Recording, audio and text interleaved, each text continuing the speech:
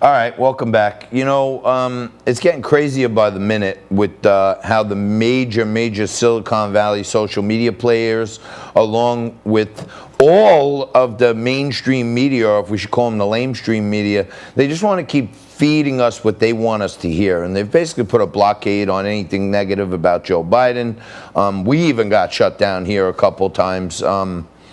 Because they didn't like some of the content about hydroxychloroquine and about Trump being supported by the UFC. So we've had some things. But, you know, I talked about last week 50 Cent and how, you know, here's a young, successful male from the African-American community who saw Joe Biden's tax plan and said, no, forget that. I don't want to be 20 Cent. But then, oddly enough, 50's ex-wife was on with Jimmy Fallon, and this is what she had to say. I heard about my ex-boyfriend, right, 50 Cent, and his support of Donald Trump. Yeah, what's going on between you? I saw your tweets, and I go, wait, what's happening? Because you said he was your favorite ex-boyfriend, and then what does he do? He's supporting Trump? He says he doesn't want to pay 62% of taxes, which, by the way, isn't a plan of Joe Biden's. That's a lie. So he doesn't want to pay 62% of taxes because he doesn't want to go from being 50 cent to 20 cent. And I had to remind him that he was a black person, so he can't vote for Donald Trump, and that he shouldn't be influencing an entire swath of people who may listen to him because he's worried about his own personal pocketbook. So I haven't heard back from him yet, but I am willing to, you know, seal the deal in more ways than one if he changes his mind and publicly denounces Donald Trump. I might be willing to go for another spin, if you know what I'm talking about.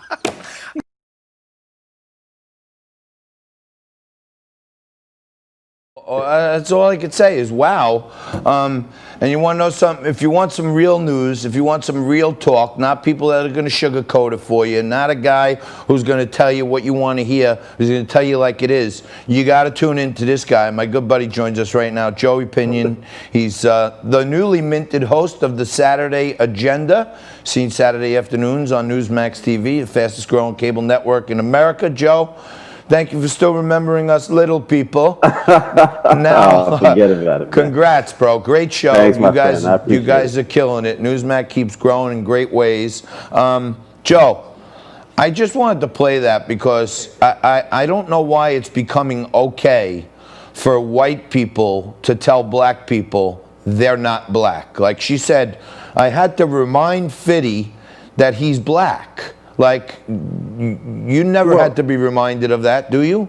I mean, look, here's the hard truth is that liberals, it's well documented, understand that black people understand all too well that when we get out of our cars at night, when we walk our dogs to the neighborhood, that we are black and always will be black. And it doesn't seem to matter how much money we have in our bank account or the letter next to our name on our voter registration card. There are issues that black people have to deal with uniquely in this country. But the problem seems to be that that's where the understanding seems to stop, because what we don't talk about with the whole Joe Biden, you ain't black gaffe is that it's not a gaffe. It's an actual ideology. It's a belief that has pervaded the left that allows these same people who say that they want to end white privilege to take the privilege of telling black people exactly how they have to think, that there's only one way for women to think, there's only one way for black people to think. This rise of policing or limitations on the abilities, the acumen, and the ambitions of black people would be offensive were it not actually part of the liberal order. It's pretty crazy. You got somebody like Chelsea Handler. I think Kamala Harris put like 1,500 black men in jail for minor marijuana crimes.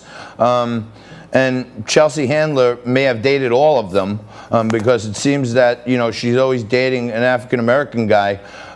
Where does she come off to tell someone who's black who has to live with that every day? Like you said, you walk it down the street, somehow or another you get a feeling they're looking at me because I'm black. And I've heard people say they get pulled over because they're black. There's reminders in your everyday life. We don't need Chelsea Handler saying this.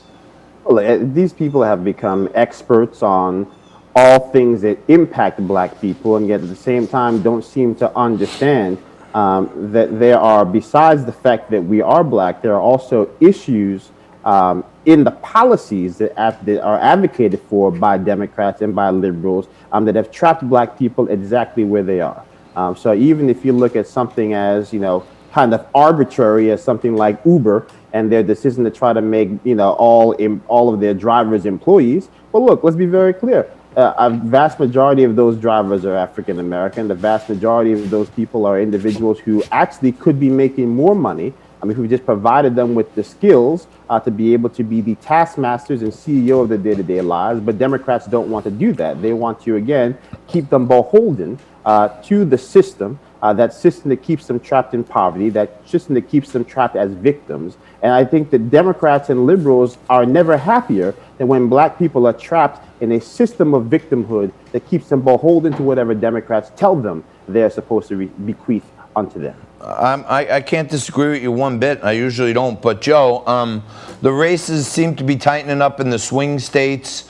I know last time, by some accounts, Donald Trump got like 8% of the African-American vote. Many accounts out there are saying he can get as high as 15 to 20 this time. That may be a big part of the reason that Trump's in the margin of error in states where he shouldn't be, because there's a little groundswell of younger African Americans who saw some of the goodness of his policies. Well, look, I think to be fully transparent here, I don't think that President Trump's going to get 20% of the African American vote. I do think that he possibly could get north of 15% of the African American male vote. I think if we got to the point where the GOP actually in earnest, similar to what President Trump has done, but also in between the elections, took the black vote more seriously, took the needs and concerns of black people in the streets more seriously, we could be looking at a situation where the GOP could gain the trust of 20% of black people, which ironically would mean the Democrats could never win another national election in this country. That's what I think. that is the low threshold. So I think we have to kind of caution against this over-optimistic numerics here on the right, because obviously, again, a Republican nominee for president that gets 18% of the black vote is the person that's going to win in a national landslide. But I do think that it's important to note that this was an election that was decided by less than 80,000 votes less than 4 years ago. We talk about this race now constricting in places like Pennsylvania and Texas. Joe Biden basically walked himself out of contention in a place like Texas and Pennsylvania with this notion that he was going to do away with fossil fuels, that he was going to basically, end fracking, even though he tries to pretend that he never said he was going to end fracking. Those are the things that are on the minds of blue-collar Americans in that Rust Belt who depend on those type of economic opportunities. And I think, again, President Trump has the opportunity to beat the drum from now to Election Day about what he's going to do for economic opportunity there. And also, I think, to double up Joe Biden on something like energy policy, where he says that, renewable energy is going to be the hub of his economic policy, but at the same time, apparently doesn't know how to articulate it. Right.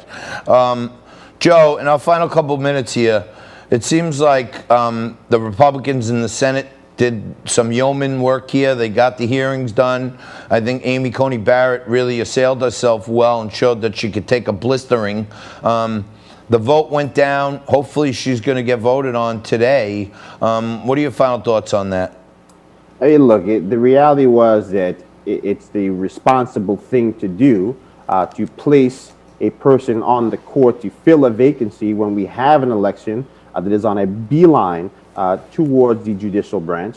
I think this notion that somehow she can't be trusted to be impartial really has me scratching my head, because honestly, either we have a system of government, either we have a nation of laws, or we don't.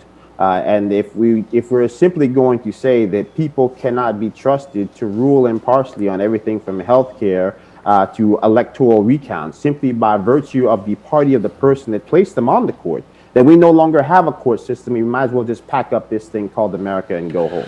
So I think she's going to be confirmed. Democrats are going to stomp their feet. Maybe they'll put up more pictures in the galley like they did last week. But I think ultimately the message to the American people is clear. Democrats are here to play games. Republicans are here to govern. And that should be what I think people should keep in their hearts when they head to the polls next week.